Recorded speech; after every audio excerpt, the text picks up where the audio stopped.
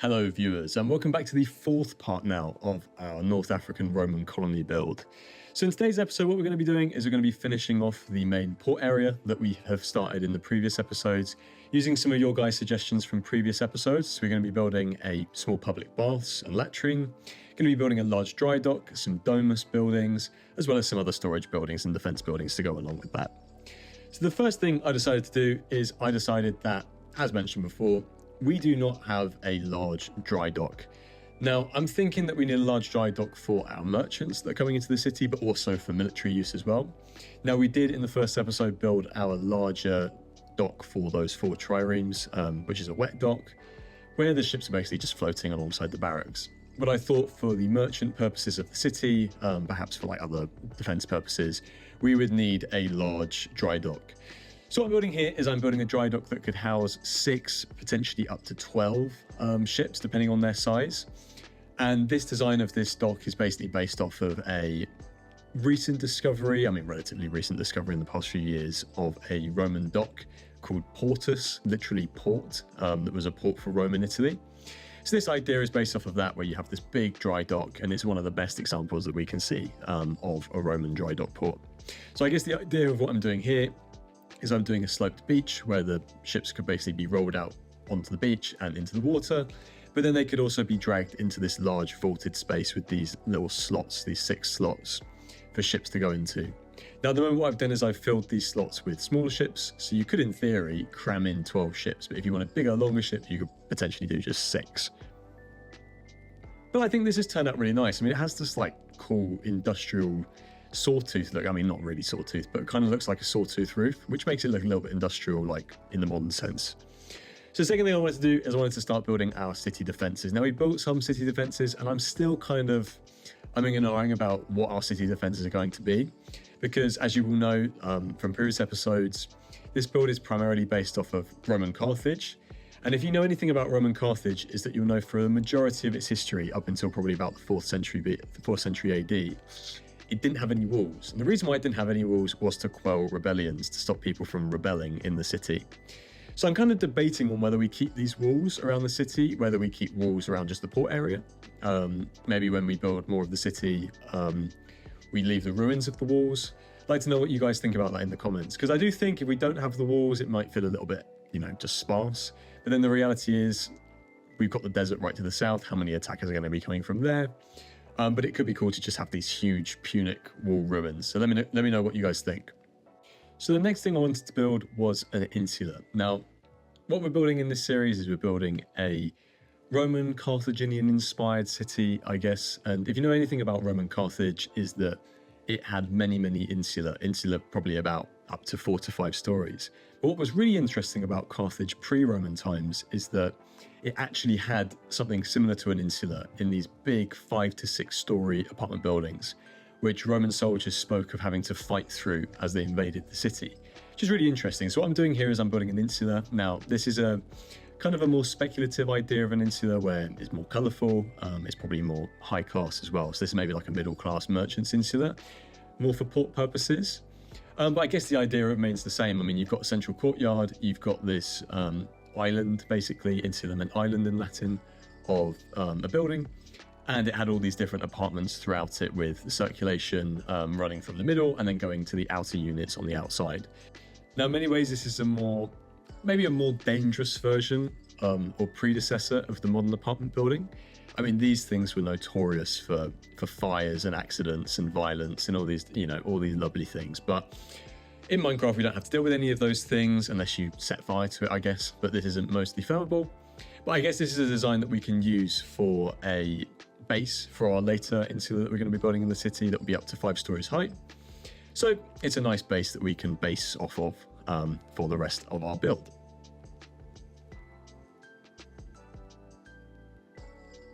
But I think this example turns out really nicely. I think it just looks brilliant with all those covered balconies in different colours, has a nice colour scheme, and then goes on well.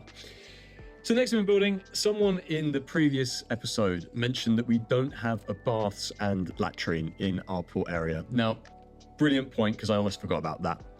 So thank you very much for the person who mentioned that. So what we're going to be building here is we're going to be building a small baths and latrine complex, So we have our changing rooms, we have the latrine in the front over here, and then we've got our 3 basically cool bath, semi-warm bath, or tepid bath, and then we have our hot bath. This is just a small bathhouse that all the people in the port area could use, and it serves its purpose, I guess. Now what we're building here is we're building a sort of merchant's office or navigator's office. Now you would have had, navigation would have been such a big industry and such an important industry in the Roman times. Ship navigation and like the profession of navigation has become less important nowadays with modern technology. But back in the day, you needed to know exactly where shoals were, exactly where dangers were in the sea. So this building here is basically where this guy lives and where his office is, helping people navigate the seas, I guess. Now what I wanted to build in this corner is a Roman barracks. Now this corner was a bit difficult because I ended up having this corner from this wall and I was like, what on earth am I going to do with this corner? So I decided, look, let's build a Roman barracks. It can house maybe a few troops and it will occupy this corner space quite nicely. So it's a small barracks of a couple of buildings with various office spaces, various storage spaces, various weapon spaces, etc. And it's a place that's basically loaded up or located right near one of the main routes out of the city in the port, but it's also located near the forum. So for the example of law enforcement, they would need soldiers near the forum basically, but also for the port. So where people working in the port would have stayed if they didn't live in the barracks by the ship port, they could have lived here basically. So that's the idea I've got behind this. What we've got here is we've also got things like a fountain in the middle. We've got toilets towards the back, which I'm going to show off when we do the tour. But I think this turned out really nicely. I mean, it looks quite modest and simple, and it looks quite white, as it would have had like lime wash walls in Roman Carthage. But I think the result looks really nice, to be honest.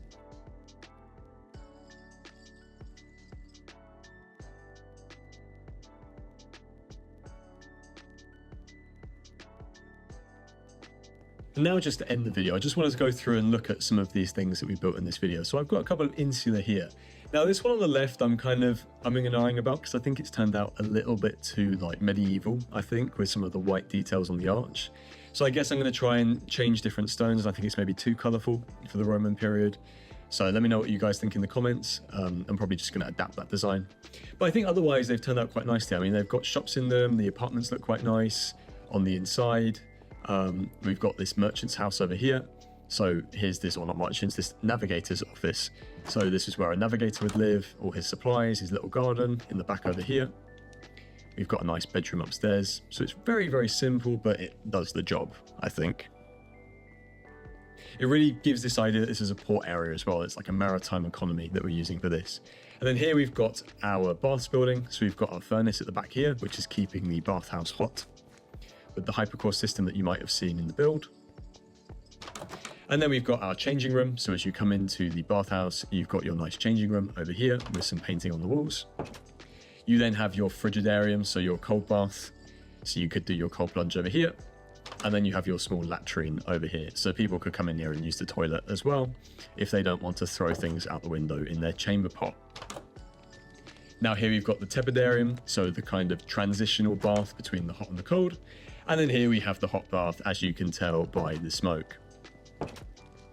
But I think this is like a really nice little bath. It turned out quite nicely because it looks modest, but it doesn't look so modest that it's like dirty in that way. Now, something that I absolutely forgot to show in the build process is we've got this tax office here, and then we've got these storage buildings. So we did build some previous storage buildings, or some storage buildings in the previous video, which were Horaeum, but this is something that's slightly different.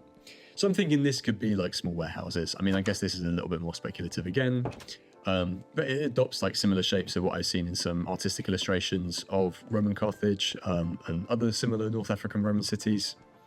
So I guess the thing is here is that they're storing different like dried products, potted products like oil, and things that probably would have been useful to be located near the port area so they could be shipped inland, but also shipped outside of the city to the rest of the empire.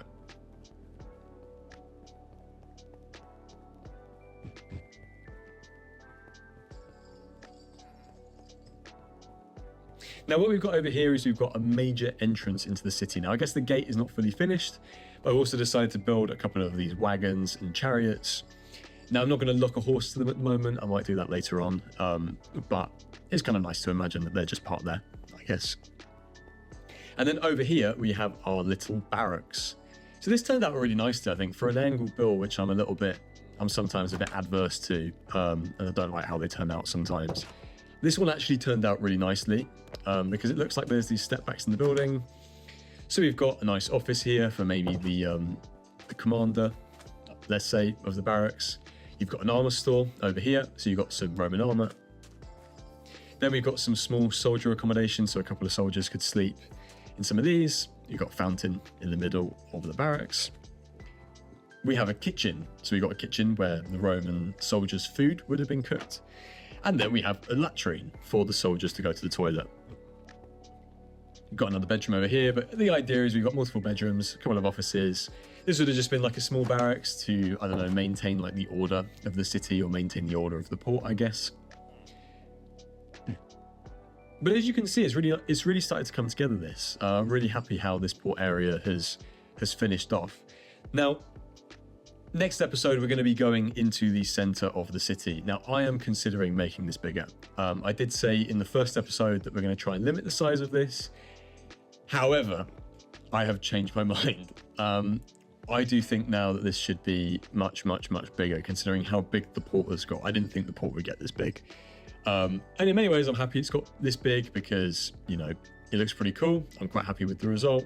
I still think it needs a little bit of tweaking here and there when we've done the full city. But as you can see, the main center of the city should not be smaller than the port. So what I'm considering is re-terraforming a lot of this and then tripling, quadrupling the size of the center of the city. I mean, we'll see in the next episode what I do. But yeah, you get the idea. So thanks for watching, guys. Really hope you guys have enjoyed the video and you've got some ideas for it. Again, let me know in the comments some of your ideas for the next episodes, what we can build in the city. I'm thinking what we will do in the next episode is we'll start building some of the bigger insula in the center of the city and then starting to work on the main forum, the big bathhouses, and then some of the domus in the outside. So yeah, guys, thanks for watching and goodbye.